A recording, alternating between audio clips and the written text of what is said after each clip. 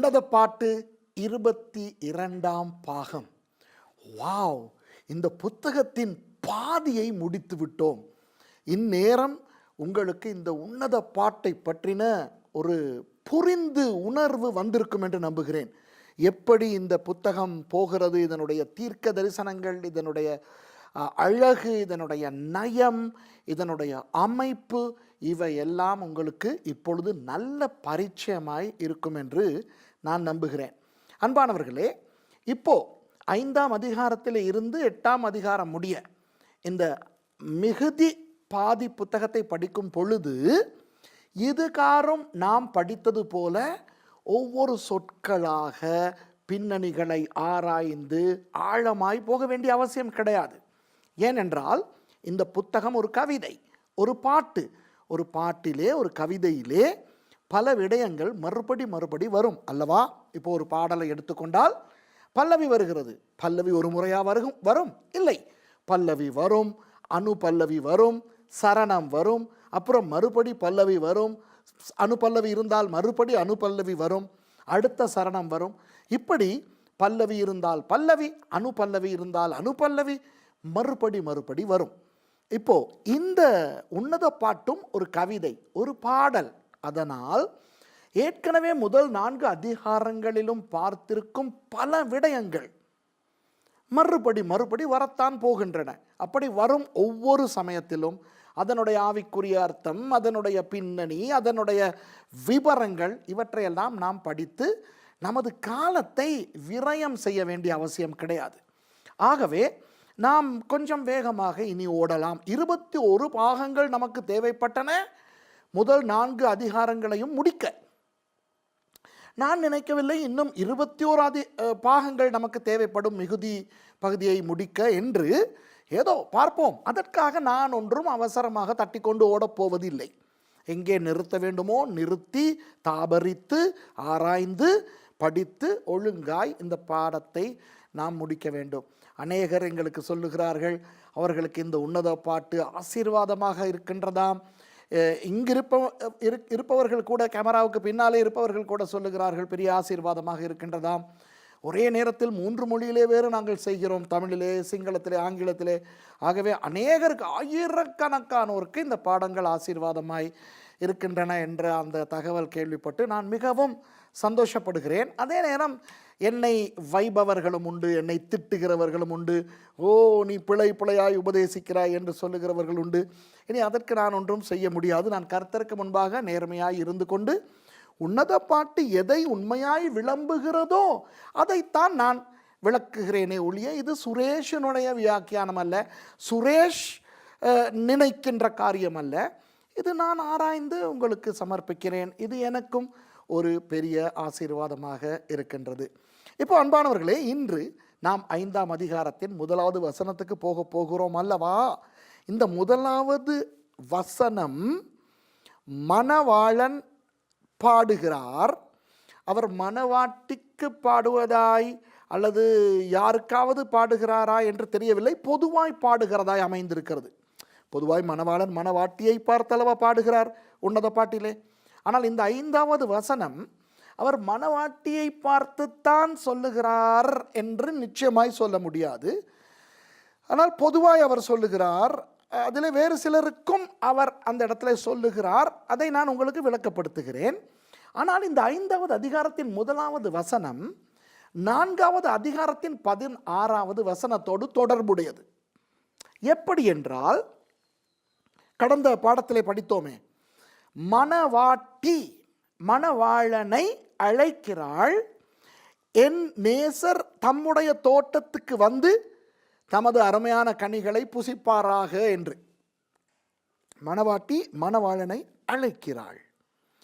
அந்த அழைப்புக்கு பிரதியுத்தரமாக இந்த 1வது வசனம் அமைகிறது. பாருங்கள், என் சகோதரியே, என் மணவாளியே, நான் என் தோட்டத்தில் வந்தேன். அப்போ நான் என் தோட்டத்தில் வந்தேன் என்று சொல்லுகின்ற அந்த விடயத்தையும் இந்த வசனத்தின் கிட்டத்தட்ட 3/4 வாசியையும் அவர் மணவாட்டிக்குத்தான் சொல்லுகிறார். கடைசியில் அவர் வேறு சிலருக்கும் சொல்லுகிறார். அதனால் தான் நான் சொன்னேன், இந்த வசனம் தனியாக மணவாட்டிக்கு மாத்திரமா அல்லது வேறு யாருக்குமா, யாருக்கு இவர் சொல்லுகிறார் என்று அவ்வளவு தெளிவாக இல்லை என்று இந்த வசனத்திலே வேறு வேறு மக்களுக்கும் அவர் சொல்லுகிறது அமைகிறது. நான் இந்த வசனத்தை கூறு போட்டு உடைத்து பகுதி பகுதியாக சொல்லாக உங்களுக்கு விளக்கப்படுத்த போகிறேன். இப்போ 4வது அதிகாரத்தின் 16வது வசனத்தை எப்படி மணவாட்டி முடிக்கிறாள் என்று ஒரு விஷயம் ஞாபகப்படுத்த வேண்டும். அதிலே ஒரு பெரிய ரகசியம் இருக்கிறது. இன்றைக்கு நான் அதையும் உங்களுக்கு சொல்லிக் கொடுக்க போகிறேன். 4:16 வாடையே எழும்பு, தென்றலே வா, கந்த பிசின்கள் வடிய என் தோட்டத்தில் வீசு, என் நேசர் தம்முடைய தோட்டத்துக்கு வந்து தமது அருமையான கனிகளை புசிப்பாராக. இதை கடந்த பாடத்திலே பார்த்து விட்டோம். ஆனால் இந்த வாடை, காற்று, தென்றல், வீசு, இது எதை குறிக்கிறது என்பதனை நாம் பார்த்தால்தான் 5வது அதிகாரத்துக்குள் கால் வைக்க முடியும். காற்று, தென்றல் என்று சொல்லும் பொழுது உங்களுக்கு என்ன ஞாபகம் வருகிறது? எனக்கு வேறொன்றும் அல்ல, பரிசுத்த ஆவியானவர் ஞாபகத்துக்கு வருகிறார். இப்போ பரிசுத்த ஆவியானவரை வேதத்திலே பல இடங்களில் பலவாறாக அடையாளப்படுத்தி இருக்கிறார் ஆண்டவர். சில நேரத்தில் அவர் அக்கினி போல, சில இடத்தில் அவர் காற்று போல, சில இடத்தில் அவர் எண்ணெய் போல. இப்போ இந்த இடத்துல காற்று என்று வருகிறது அல்லவா? வாருங்கள் போவோம் புதிய ஏற்பாட்டிலே யோவான் 20வது அதிகாரத்தின் 22வது வசனத்துக்கு. இயேசுவானவர் இந்த உலகத்தில் இருக்கும் பொழுதே அவர் என்ன செய்கிறார்? தன்னுடைய சீஷர்களுக்கு அவர்கள் மேல் ஊதி பரிசுத்த ஆவியை பெற்றுக்கொள்ளுங்கள் என்கின்றார். இந்த ஊதி என்ற சொல் ஒரு பயங்கரமான சொல் அன்பானவர்களே. இந்த ஊதி என்பது, ஊதுவது என்பது தொண்டையிலே இருந்து உள்ளே இருந்து வருகிறது. ஆங்கிலத்திலே எக்ஸ்ஹேல் என்று சொல்வார்கள், வெளி சுவாசம் என்று சொல்வார்கள். இப்போது நீங்கள் எபிரேய மொழியை நீங்கள் பார்த்தால் அதிலே உள்ள ஒவ்வொரு எழுத்தும் 22 எழுத்தும் ஒவ்வொரு விதமான அடையாளங்களை உடையதாக இருக்கின்றதல்லவா? அதிலே ஆலெஃப், பெய்ட், கிமெல், டாலெத், ஹே என்று வருகிற அந்த 5வது சொல் ஹே, அந்த சொல்லை உச்சரித்து பாருங்கள். தொண்டையிலிருந்து தான் சொல்ல வேண்டும், வாயிலிருந்து சொல்ல முடியாது. வாயிலிருந்து சொல்வதென்றால் ஹே என்று சொல்ல வேண்டும். எபிரேய மொழியிலே ஹே என்று சொல்ல முடியாது, அது ஹே உள்ளே இருந்து வர வேண்டும். அப்போது 5 என்பது தேவனுடைய வல்லமையை காட்டும். அப்போது 5வது எழுத்து ஹே என்பதனை காட்டும். ஆபிராம் என்ற மனுஷனுடைய வாழ்க்கையை மாற்றி அவருடைய பெயரை ஆண்டவர் மாற்றும் பொழுது அந்த ஆபிராம் என்ற பெயருக்கு நடுவில் ஹே என்ற எழுத்தை ஊதி ஆபிராமை ஆபிரஹாமாக, அதாவது அவ்ஹாமாக மாற்றினார். இது நான் ஒரு பிரசங்கத்திலே நான் செய்திருக்கிறேன். இந்த உங்களுடைய திரையிலே ஒரு லிங்க் வருகிறது அல்லவா? அந்த லிங்க் என்னுடைய அந்த பிரசங்கத்தை தான் குறிக்கும். நீங்கள் அதை குறித்து கொண்டு நீங்கள் அந்த பிரசங்கத்தை பார்த்திராவிட்டால் நீங்கள் இனி பார்க்கலாம். இன்றிலிருந்து இனி நான் ஏதாவது வேறொரு பிரசங்கத்தில் நான் இதை செய்திருக்கிறேன் என்று நான் சொன்னால் அதனுடைய அந்த யூடியூப் லிங்கை உங்களுக்கு திரையிலே வழங்குவோம். அது உங்களுக்கு இலகுவாய் இருக்கும் என்றபடியினால், அப்போது இந்த ஹே என்ற அந்த எழுத்து தேவனுடைய வல்லமையை குறிக்கும். அதுபோல நாம் 2 தீமோத்தேயு 3:16 பார்த்தோம் என்றால் அது சொல்லுகிறது, வேத வாக்கியங்கள் எல்லாம் தேவ ஆவியினால் அருளப்பட்டிருக்கிறது என்று தமிழிலே. ஆங்கிலத்திலே இன்ஸ்பிரேஷன் அல்லது சில ஆங்கில மொழிபெயர்ப்புகளிலே காட் பிரீத் என்று வருகின்றது. கிரேக்க மொழியிலே தேயோ நியூஸ்டாஸ் என்ற ஒரு சொல் வருகிறது. அந்த தேயோ நியூஸ்டாஸ் என்ற சொல் நீங்கள் திரையிலே நீங்கள் பார்க்கக்கூடியதாக இருக்கும். 2 சொற்களின் சேர்க்கை. ஒன்று தேயோஸ் என்றால் தேவன், நெயோஸ்டாஸ் என்றால் வெளி சுவாசம். அப்போது தேவனுக்குள்ளே இருந்து வெளி சுவாசமாய் ஹே ஆய் வழங்கப்படுவது தேவனுடைய வல்லமை, தேவனுடைய அருள், தேவனுடைய ஆவியானவர். அந்த வகையில் இந்த இடத்திலே இயேசுவானவர் அவர்கள் மேல் ஊதி நீங்கள் பரிசுத்த ஆவியை பெற்றுக்கொள்ளுங்கள் என்கிறார். அன்பானவர்களே கவனியுங்கள், இதிலே நான் பரவாயில்லை, நான் பேசுவதற்கு நினைத்திராத ஒரு விஷயத்தை நான் இங்கே சொல்லட்டா. நான் நினைத்தேன் இன்றைக்கான பாடத்தில் 5ஆம் அதிகாரத்தின் 1வது வசனத்தை முடிப்போம் என்று. ஆனால் இப்பொழுது எனக்கு உணர்கிறது, நான் ஒரு விஷயத்தை நான் உங்களுக்கு சொல்ல வேண்டும். பெந்தெக்கோஸ்தேக்காரர்கள் விடுகிற ஒரு பெரிய தவறை நான் இன்று சுட்டிக்காட்ட விரும்புகிறேன். நானும் ஒரு பெந்தெக்கோஸ்தக்காரன் என்ற அடிப்படையில், பெந்தெக்கோஸ்தே அல்லாத ஒருவர் பெந்தெக்கோஸ்தேக்காரர்களுடைய குறையை எடுத்து சொன்னால் அது அவ்வளவு அழகாய் இருக்காது. ஆனால் நான் ஒரு பெந்தெக்கோஸ்தே ஊழியக்காரன். பெந்தெக்கோஸ்தேக்காரர்கள் விடுகிற ஒரு தவறை வசனத்தின் மூலமாய் நான் உங்களுக்கு சுட்டிக்காட்டும் பொழுது, பெந்தெக்கோஸ்தேக்காரர்கள் என்னோடு கோபித்து கொள்ள முடியாது, ஏனென்றால் நாங்கள் எல்லாம் ஒன்று. நான் ஏன் இதை சொல்லுகிறேன் என்று நீங்கள் கவனித்து அந்த தவறை விடுகிறவர்கள் உடனே அதை நிறுத்தி கொள்ள வேண்டும். இது என்னுடைய ஒரு கடுமையான ஆனால் அன்பான கனிவான ஒரு பயமான வேண்டுகோள். பாருங்கள் அன்பானவர்களே, இந்த ஹே என்ற எபிரேய எழுத்து, அதனுடைய தாற்பயம், ஆழம், அதனுடைய பலம் என்னவென்று ஓரளவு எனக்கு தெரியும். ஆதியிலே தேவன் வானத்தையும் பூமியும் சிருஷ்டித்த பொழுது அவர் அந்த ஹே என்ற தேவனுடைய வல்லமையால் தான் சிருஷ்டிக்கிறார். அதுபோல அவர் அந்த ஹே என்ற அந்த எழுத்தை அடிப்படையாய் வைத்துத்தான் தன்னுடைய நாமத்தை கூட மோசேக்கு அவர் சொல்லுகிறார். ஹயா ஹயா ஹயா என்றால் அந்த ஹ என்ற சப்தத்தில் இருந்து வருகிறது. அதைத்தான் புதிய ஏற்பாட்டிலே இயேசுவானவர் பல தடவை நானே நானே என்று சொல்லுகிறார். இதோ உங்களுடைய திரையிலே வருகிற லிங்கை நீங்கள் குத்தினால் தன்னை இறைவன் என்று சொன்ன இயேசு என்ற அந்த பிரசங்கம் வரும். அதில் நீங்கள் இதை குறித்து தெளிவாய் பார்க்கலாம். ஆகவே தேவன் இந்த உலகத்தை படைத்தது அவருடைய வல்லமையால். தேவனுடைய வார்த்தை நமக்கு வந்தது தேவனுடைய வல்லமையால். ஏனென்றால் தேவனுடைய வார்த்தை என்பது தேவனுடைய வல்லமை மாத்திரமல்ல, தேவன். ஆதியிலே தேவனுடைய வார்த்தை இருந்தது, ஆதியிலே வார்த்தை இருந்தது, அந்த வார்த்தை தேவனிடத்தில் இருந்தது, அந்த வார்த்தை தேவனாய் இருந்தது.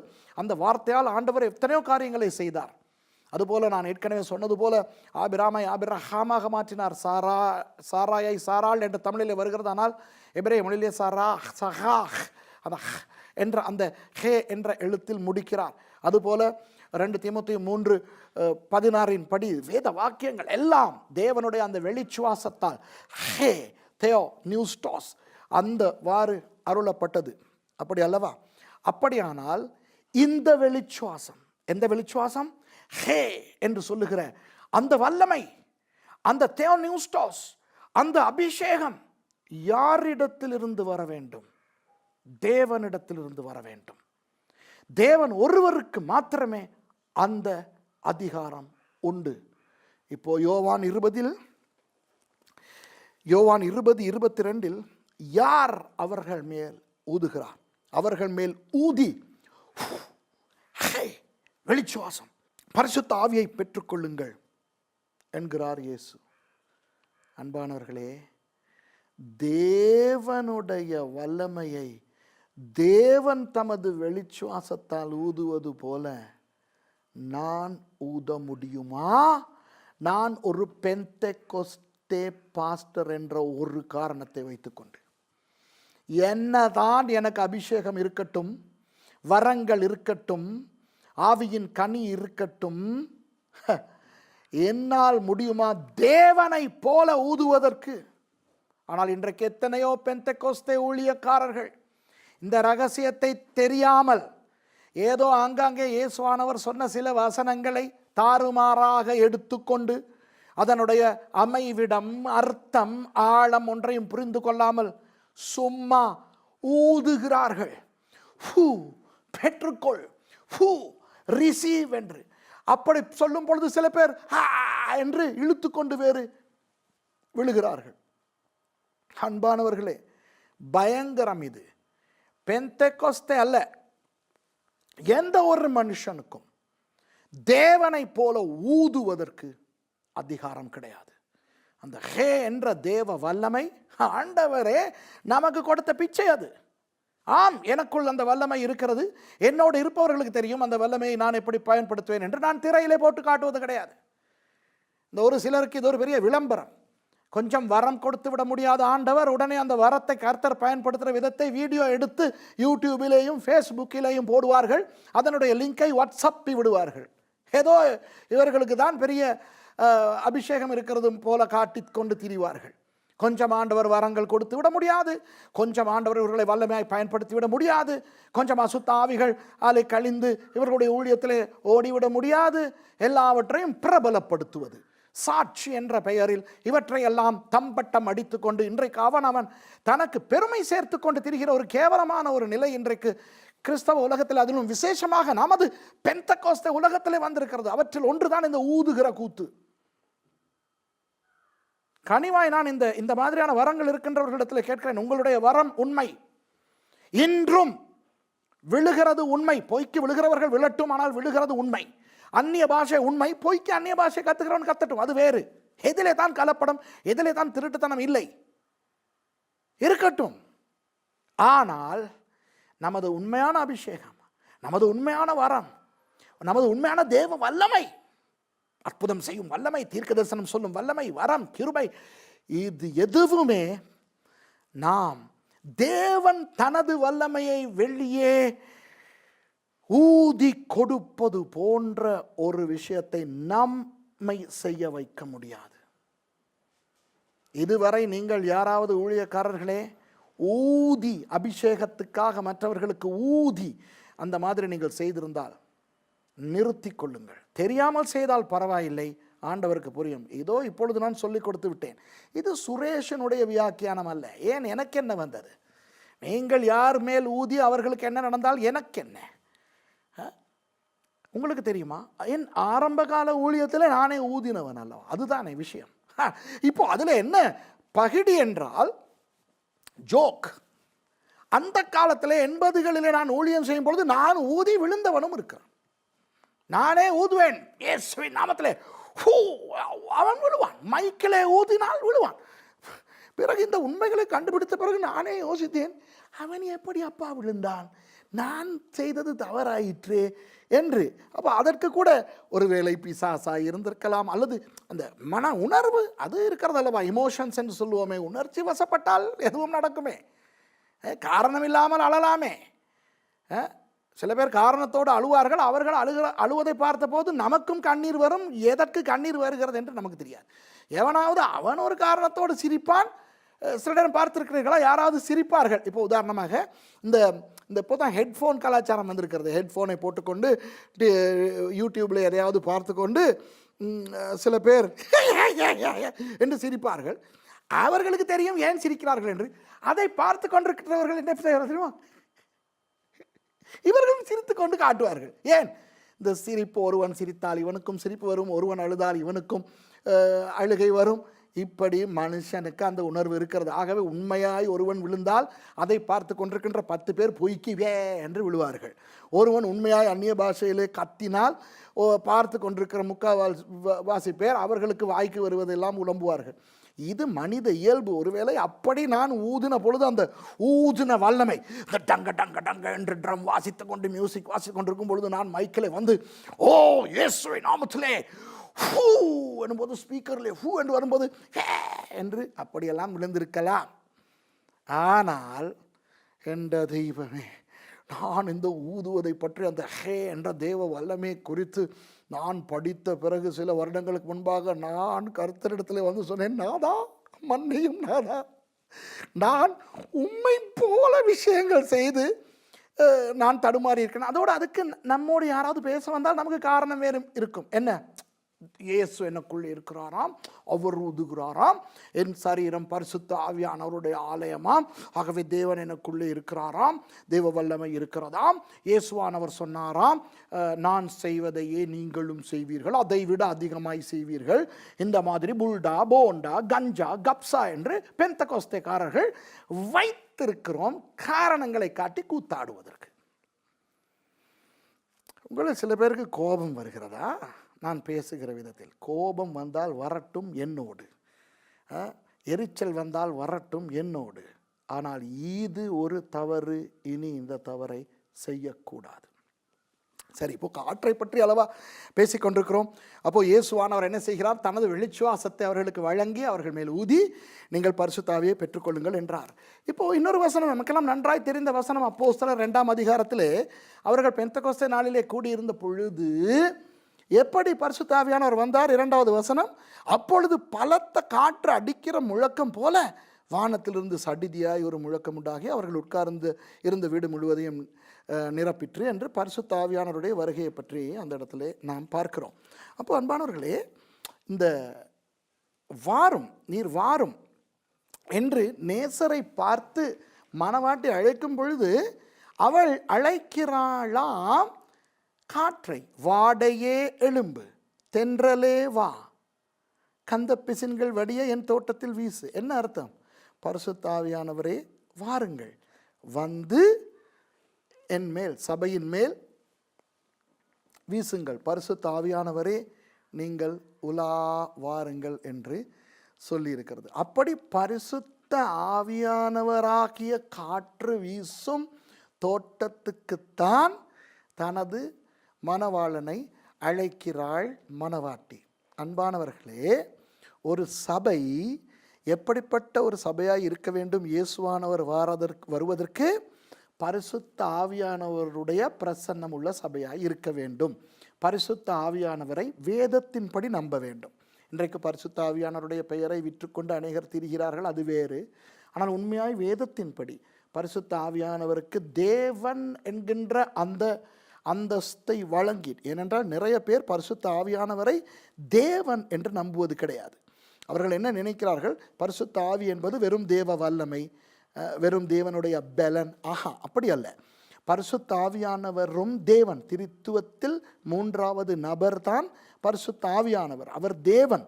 ஆகவே பரிசுத்த ஆவியானவர் தேவன் என்று ஏற்றுக்கொண்டு பரிசுத்த ஆவியானவருடைய வரங்கள், அவருடைய அபிஷேகம், அவருடைய கனி, இவற்றையெல்லாம் ஏற்றுக்கொண்டு முழு வேதமும் பரிசுத்த ஆவியானவரால் தேவனியூஸ்டாஸ் பண்ணப்பட்டு வழங்கப்பட்டு அருளப்பட்டு கிடைத்திருக்கின்றது என்று நம்புகின்ற அந்த பரிசுத்த ஆவி என்கின்ற வாடை, அந்த பரிசுத்த ஆவி என்கின்ற தென்றல், அந்த பரிசுத்த ஆவி என்கின்ற காற்று வீசும் சபையாயிருந்தால் மாத்திரமே அந்த சபையாகிய மணவாட்டி மணவாளனை அழைக்க முடியும். 5வது அதிகாரம் 1வது வசனத்திலே மணவாளன் பிரதியுத்தரம் வழங்குகிறார், என் சகோதரியே, என் மணவாளியே, நான் என் தோட்டத்தில் வந்தேன். பார்த்தீர்களா? 4வது அதிகாரத்தின் 16வது வசனத்தின் அழைப்பை இங்கு ஏற்றுக்கொண்டு 5வது அதிகாரம் 1வது வசனத்திலே இயேசுவானவர் வருகிறார். அப்போ இதிலே என் சகோதரியே ஏற்கனவே பார்த்து விட்டோம். எப்படி பிதாவாகிய தேவனுக்கு இயேசுவானவர் ஒரே பேரான குமாரன், நாமும் அந்த பிதாவினுடைய பிள்ளைகள். ஆகவே இயேசுவும் நாமும் அந்த விதத்தில் சகோதரிகள். ஞாபகம் இருக்கிறதா? ஆபிரகாமும் சாராளும் ஒரே அப்பனுக்கு பிறந்த பிள்ளைகள், ஆனாலும் கணவன் மனைவி. அதுபோல நமது இயேசுவானவர் ஆபிரகாமை போல, நாம் சாராளை போல, நாம் அவர் நம்மை பார்த்து சகோதரியே என்று அழைக்க முடியும். என் மணவாளியே, மனைவியே அல்ல. ஏன்? இன்னும் திருமணம் நடக்கவில்லை. அது வெளிப்படுத்தல் 19 தான் நடக்க போகிறது. அப்போ என் சகோதரியே, என் மணவாளியே, நான் என் தோட்டத்தில் வந்தேன். அப்போ 16வது வசனத்திலே மணவாட்டி சொல்லுகிற ஒன்றை 5:1 மணவாளன் திருத்துகிறார். அதையும் ஒரு விஷயம் பார்த்து அதோடு இன்றைக்கு முடிப்போம். மிகுதியை அடுத்த வாரத்திலே பார்ப்போம். உன்னத பாட்டு 4:16 மணவாட்டி இயேசுவை எங்கே அழைக்கிறாள் என்று பாருங்கள். வாடையே எலும்பு, தென்றலே வா, கந்த பிசின்கள் வடிய என் தோட்டத்தில் வீசு. என் தோட்டத்தில். அப்போ சபை என்பது நான், சபையில் இருக்கின்ற இந்த தோட்டம் என் தோட்டம் என்று. அப்போது 5ஆம் அதிகாரம் 1வது வசனத்தில் நாசூக்காக இயேசுவானவர் சொல்கிறார், எக்ஸ்கியூஸ் மீ அக்கா, சபை உங்கட இல்லடி எந்த அடங்கதா எப்படி சொல்கிறார் பாருங்கள். என் சகோதரியே, என் மணவாளியே, நான் என் தோட்டத்தில் வந்தேன். அன்பானவர்களே, நீங்கள் இப்போது இதை பார்த்து கொண்டிருக்கின்ற பாஸ்டர், நீங்கள் கஷ்டப்பட்டு நடந்து திரிந்து ஒரு வீட்டிலே ஜெப கூட்டமாய் தொடங்கி 2 பேருக்கு, ஒரு ஆளுக்கு சுவிசேஷம் அறிவித்து அங்கிருந்து தொடங்கி இன்று ஒரு பெரிய சபை நீங்கள் வைத்திருக்கலாம். என் கதையை கேட்டால் பல இடங்களிலே சபைகள் தொடங்கின சாட்சிகள் எல்லாம் எனக்கு இருக்கின்றன. அப்போது நமக்கு ஒரு சின்ன அது வரும். எது? என் சபை, என் ஊழியம், நான் கட்டின ஊழியம், நான் கொண்டு வந்த ஆத்துமாக்கள், நான் உருவாக்கின ஊழியர்கள் என்று. சில பேருக்கு விசுவாசிகளுக்கு கூட இருக்கிறது. கொஞ்சம் காலம் ஒரு சபையிலே நீங்கள் சேர்ந்து நீங்கள் கொஞ்சம் புதியவர்கள் உங்களுக்கு பிறகு நிறைய பேர் வந்து விட்டால் இது எங்கள் சபை, இது எங்கள் சபை இல்லை, இது என் சபை இல்லை அப்படின்னு வரும். அதை கண்டிக்காமல் இயேசுவானவர் நாசுக்காக சொல்லுகிறார், எஸ்கூஸ் மீடி, என் தோட்டம், ஓகே, நான் என் தோட்டத்துக்கு வந்தேன். சபை எவனுக்கும் சொந்தமானதல்ல, எவளுக்கும் சொந்தமானதல்ல, எந்த அமைப்புக்கும் எந்த நிறுவனத்துக்கும் சொந்தமானதல்ல. சபை இயேசுவுக்கு சொந்தமானது. நான் என் தோட்டத்தில் வந்தேன். சரி அன்பானவர்களே, போய் வாருங்கள். அடுத்த பாடத்திலே இந்த தன்னுடைய சபைக்கு இயேசுவானவர் வருவதை குறித்து இந்த 5 ஒன்றிலே என்ன சொல்லுகிறார் என்று விபரமாய் பார்ப்போம்.